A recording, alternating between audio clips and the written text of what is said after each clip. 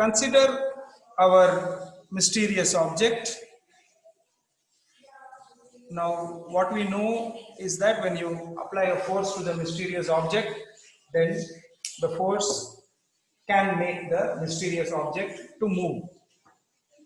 If I tell you that there is a force of 5 newtons acting on this mysterious object, and I tell you, can you tell me something about the direction of the motion of the object? Will the object move or not?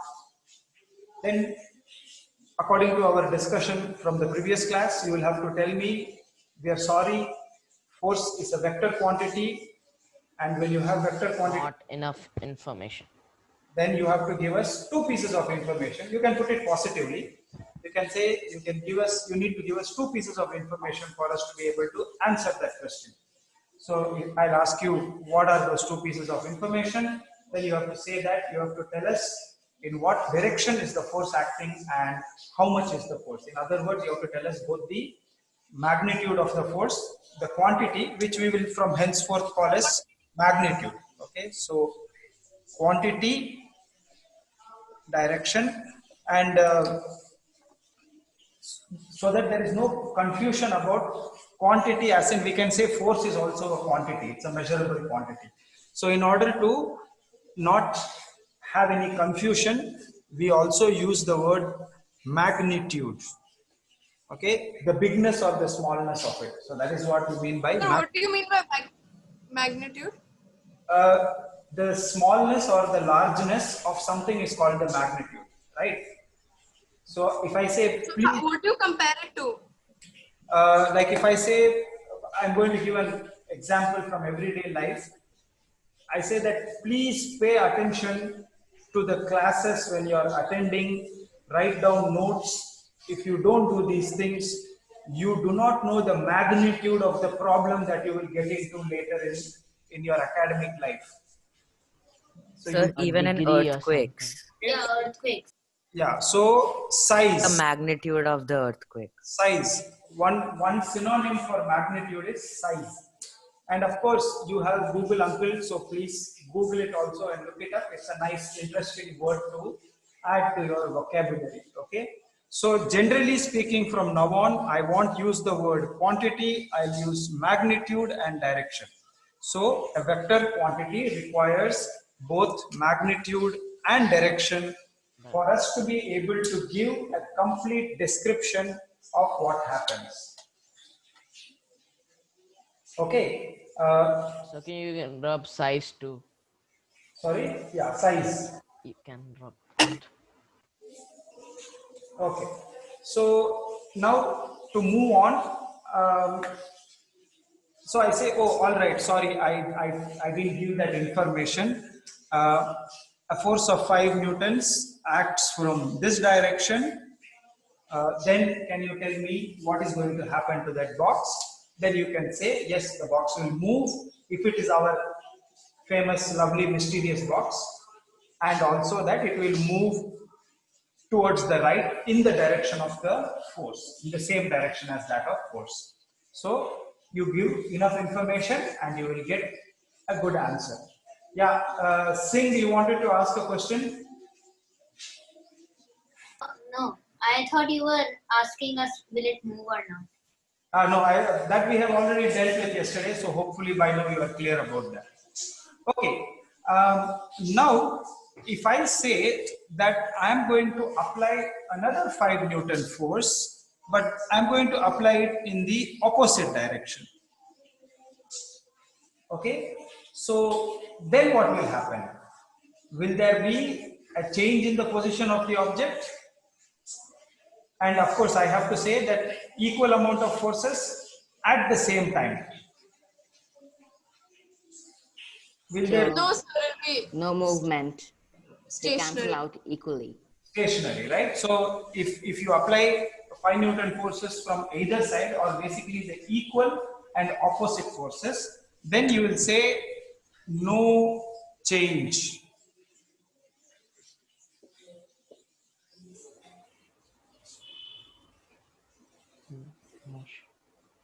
Okay, or you can say no net force. Okay, this word net, you can also look at it a little bit. You say that result. So it can be used in like many. Yeah, it is used in many concepts. In fact, if you buy a bag of chips or you buy a bag of peanuts, on it the word net weight will be written. So it will be usually Net quantity also. quantity, exactly. So it will be written net weight with two T's in this case. I don't know what is the specific difference between these two, but I think they are the same. Net weight, Net income. say it will give 150 grams, which means that whatever it is that you have actually paid for. So you want the chips, you want the wafers inside the packet. You don't want the packet and you don't want the air that is filled inside it. It's actually not air, it's nitrogen. But what you really want is the wafers. So the net weight tells you that if you remove the weight of the bag and if you remove the weight of the nitrogen, then chips weight specifically is 150 grams. So that is what it means by net weight. That is the useful part. Okay. So similarly over here also we can say that there is no useful force. We cannot say there is no force acting on the object. That would be incorrect, right? Because there is a force of 5 newtons over here and there is a force of 5 newtons over here. So therefore, we can't say no forces, but we can say no net or no resultant forces are acting on the object. Now, this kind of a situation is the situation in which we can say, according to Newton's first law, that the object is in equilibrium. So this object we can say is in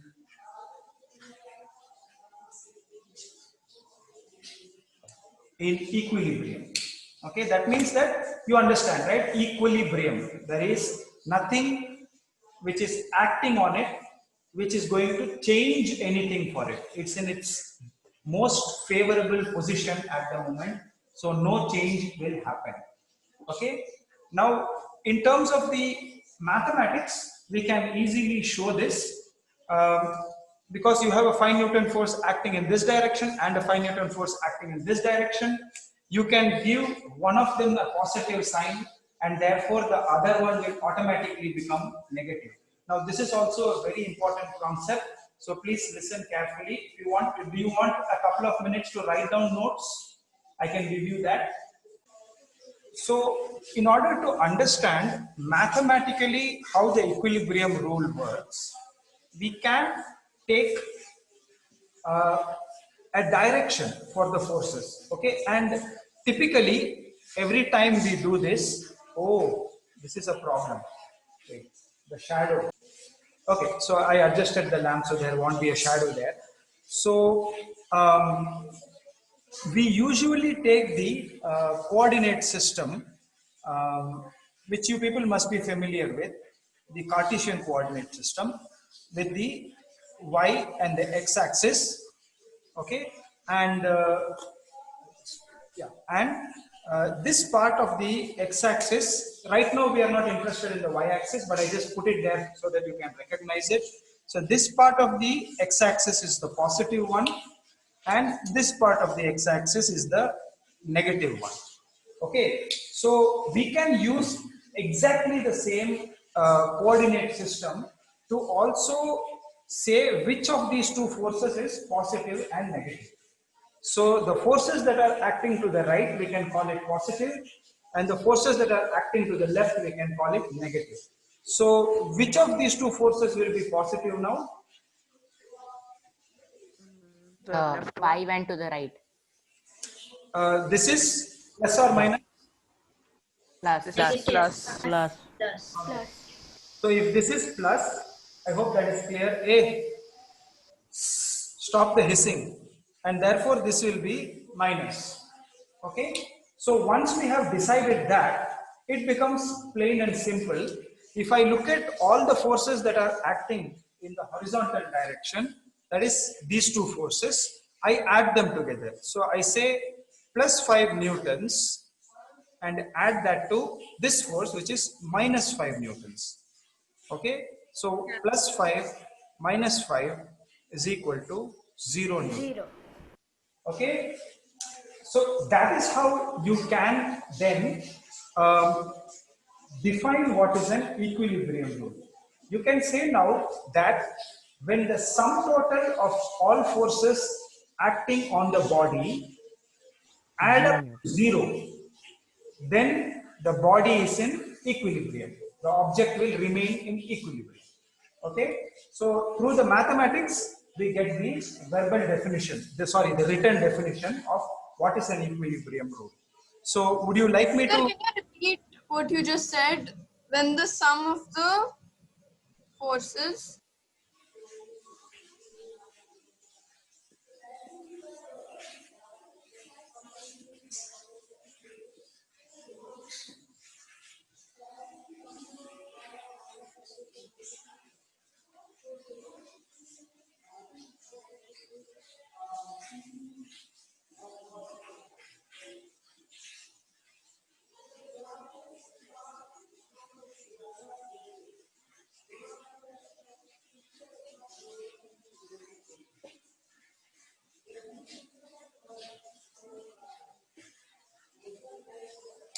Okay, and this rule can be written in a single statement, a mathematical statement, and that is like this. So there is this symbol, it's a Greek symbol. Sigma. It is the capital sigma. Sigma. So you say sigma means the sum total. Sigma F is F is equal to 0. okay, that is the symbol for the equilibrium rule. So I'll just explain to you what this means again. This letter is the symbol sigma. It's the Greek letter and it means sum of. That means the sum total of, adding up all the forces. Okay. So you say sigma F is equal to 0. So if sigma F is equal to 0, then you don't need to care about how many forces are there and in what directions they are acting. It just doesn't matter. If sigma F is equal to 0, then you can just simply say that there is no net force acting on the body, so the object's state of motion will just not change. I hope you get the point clear. The object is an equilibrium rule. So I'm just going to illustrate that. So Sir, I didn't understand what this x-axis, y-axis, negative, positive. Uh, It's basically just a the number definition line. of the- Oh, it's a number. no. Don't think of it as a number line. We did it last year in maths. No. Don't think of it as a number line. The same coordinate system comes up in many areas. So it comes in the number line when you are trying to understand integers. Okay. It also comes up in graph theory. Okay. It is called the Cartesian coordinate system. Okay. And it also comes in physics. So it is just a way by which you create a system to think of objects in terms of when they are acting in physics, we say when they are acting in opposite directions, how do you show that they are acting in opposite directions? Okay. So what you have to do is you just place this Cartesian system over here. Okay. Why do you want to do that? Because I know there is a difference between these two forces, but I can't put it mathematically. What is the difference? I can say it in words. This force is opposite to this. But that's not good enough, right? I have to say that this is plus and this is minus. But which And this is cancelling out each other. exactly? But it shouldn't be arbitrary, right? I have to be able to say it as a rule in mathematics. So because of that, I use Be this precise. system and I say that I am just keeping that all forces acting in this direction is positive and therefore everything acting in this direction is negative. And that is, of course, arbitrary. I just choose it like that. Okay. You may ask, what if I do the ulta? I am called Mary quite contrary.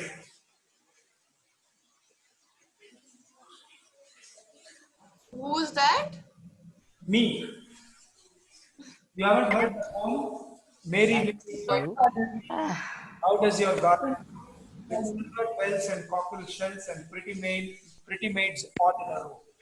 So a contrarian person, Sir, I couldn't hear what Mary quite contrary meant. I just recited a poem Poem. or a part of a poem, that doesn't matter. But a contrarian is somebody who says, why not take the opposite view? Okay, so I say, perfectly all right, mate. You don't like this. You don't like the coordinate system because it's arbitrary. Bunk it, no problem. It doesn't matter. What do you want to do? You want to call this plus? No, you want to call this plus. Okay, call this plus. You want to call this minus, therefore. Okay, call this minus. The result is exactly the same, Same, just a different direction, opposite. right? Yeah. So that is the reason why, instead of doing it in different ways for different people according to your own fancy, let us just agree on one way of doing it and let us all follow the same way.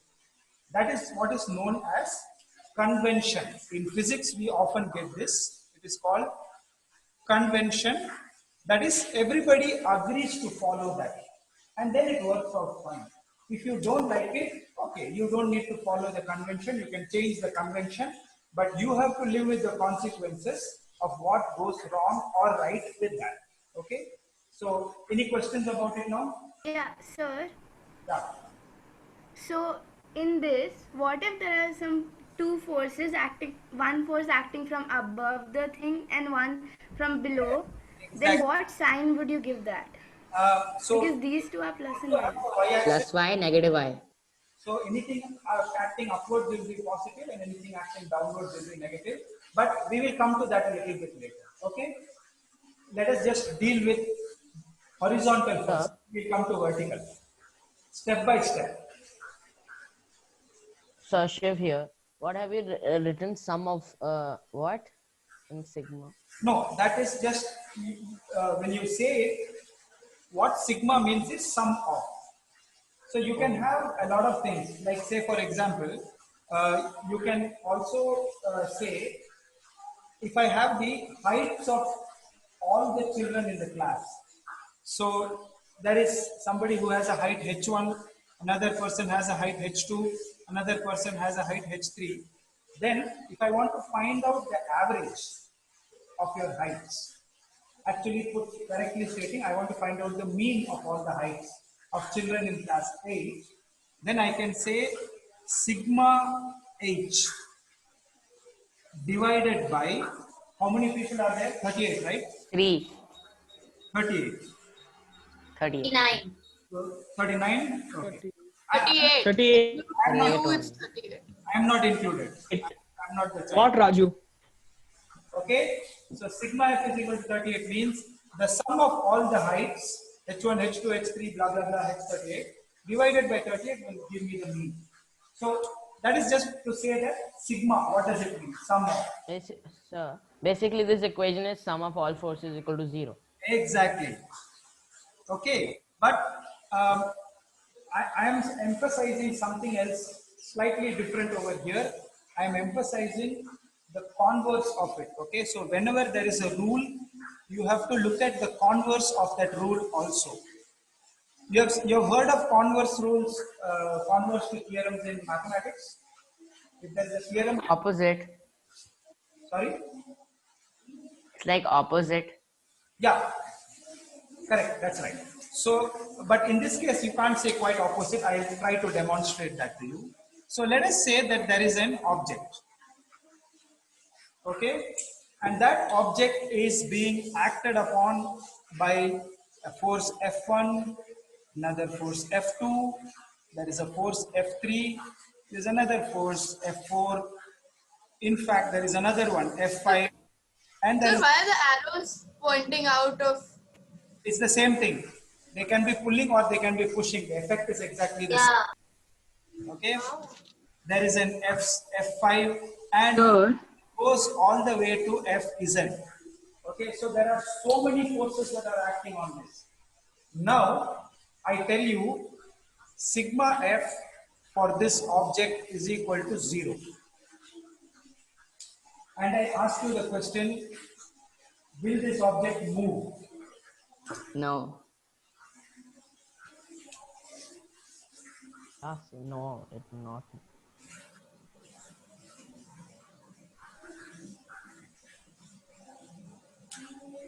Right? What is your answer? Can No. everybody, No. can everybody send the answer through chat? Chat.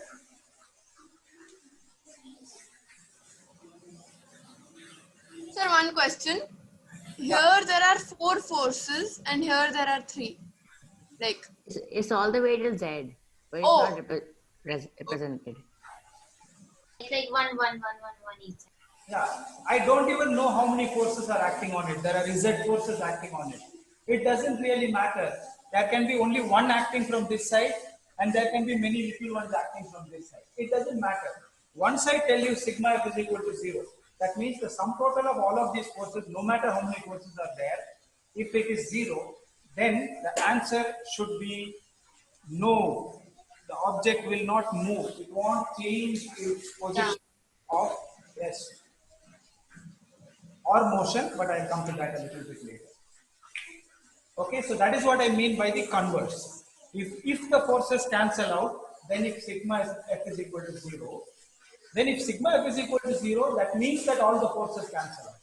It doesn't matter. You can look at it both ways. And it is very useful to look at it both ways.